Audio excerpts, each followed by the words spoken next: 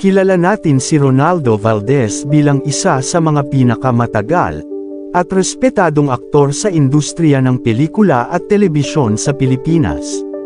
Ngunit sino nga ba talaga si Ronaldo Valdez? Alamin natin ang kanyang buhay, simula sa kanyang kapanganakan hanggang sa kanyang pagpanaw, at tuklasin kung paano siya naging isa sa mga haligi ng showbiz sa bansa, dito lamang, sa Pinoy Wisdom.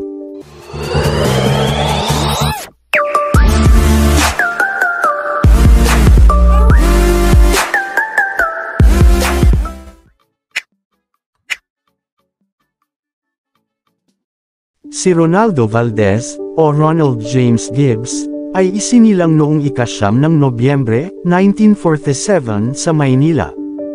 Bata pa lamang ay mahilig na si Ronaldo sa pag-arte. Lumaki siya sa isang pamilyang may koneksyon sa sining at pelikula, kaya't hindi na nakapagtataka na nagkaroon siya ng interes sa industriya ng showbiz. Noong dekada 60, nagsimula siyang pumasok sa showbiz sa ilalim ng screen name na Ronaldo Valdez. Ang kanyang pagpasok sa mundo ng pelikula ay nagdala ng bagong sigla at karisma sa industriya. Bukod sa kanyang pag-arte, siya ay naging aktibong bahagi ng mga proyekto at advokasya na nagsusulong ng Philippine cinema.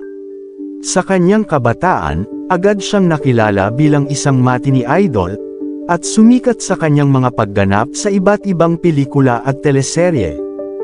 Sa paglipas ng mga taon, si Ronaldo Valdez ay nag-evolve mula sa pagiging isang heartthrob, patungo sa pagiging isang versatile at respetadong aktor.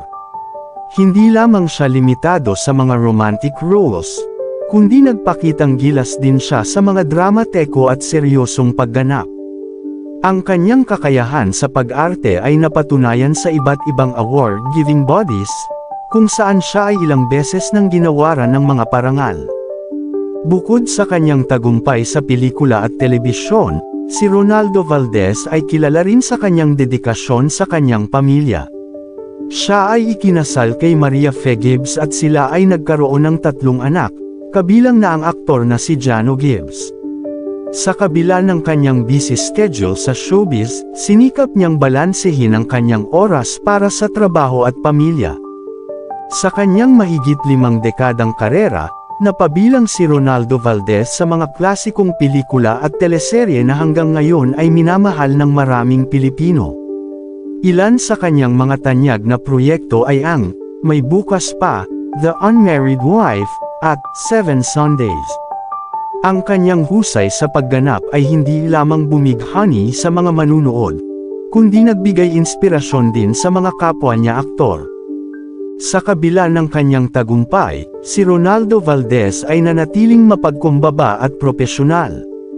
Kilala siya sa kanyang dedikasyon sa kanyang craft at sa kanyang malasakit sa kanyang mga katrabaho. Ang kanyang mga kasamahan sa industriya ay laging may magagandang salita tungkol sa kanyang trabaho at personalidad. Ang kanyang kakayahang magbigay buhay sa iba't ibang uri ng karakter, mula sa bida hanggang sa kontrabida, ay nagbigay sa kanya ng maraming oportunidad sa pelikula at telebisyon. Ang kanyang husay sa pag-arte ang pangunahing dahilan kung bakit siya minahal ng masa at ng industriya.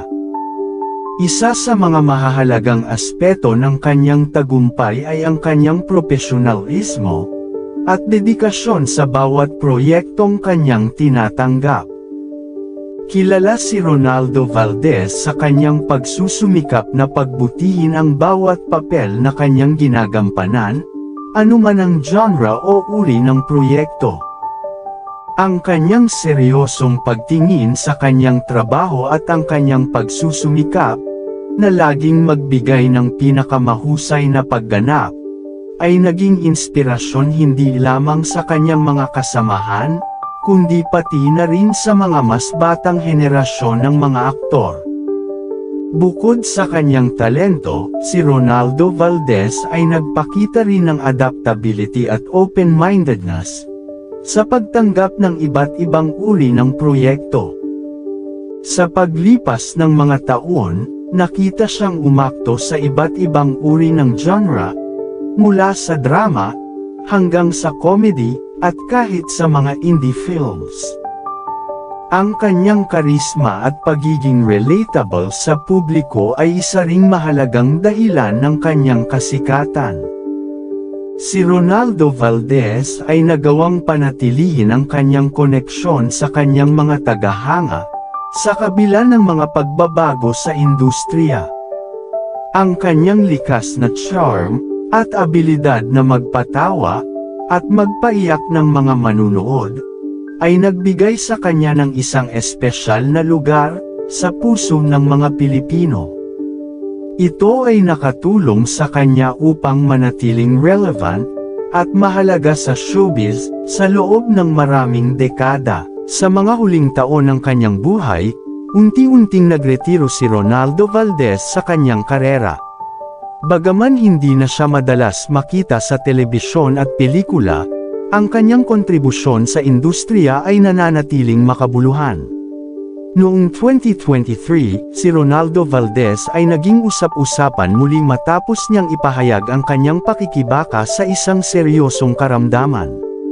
Sa kabila ng kanyang kalagayan, ipinakita pa rin niya ang kanyang lakas ng loob at positibong pananaw sa buhay.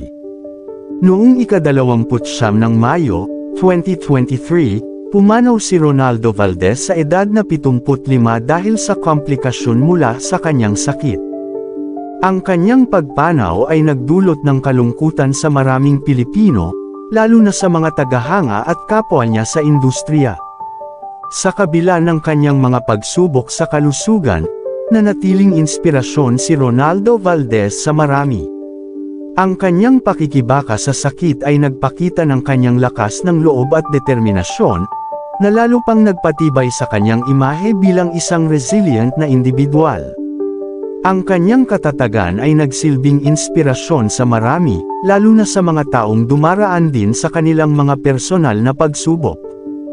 Marami ang nagbigay pugay sa kanya, hindi lamang bilang isang aktor kundi bilang isang huwarang tao. Ang kanyang legasya ay hindi madaling malilimutan. Sa bawat pelikula at teleserye na kanyang ginawa, sa bawat karakter na kanyang ginampanan, ay naiiwan ang tatak ni Ronaldo Valdez. Ang kanyang kontribusyon sa Philippine cinema ay hindi lamang nakikita sa mga parangal at papuri, kundi sa puso ng bawat Pilipinong tumangkilik sa kanyang sining. Ang kanyang alaala ay mananatiling buhay sa mga pelikula, at palabas, na patuloy na nagbibigay aliw, at inspirasyon, sa mga susunod na henerasyon.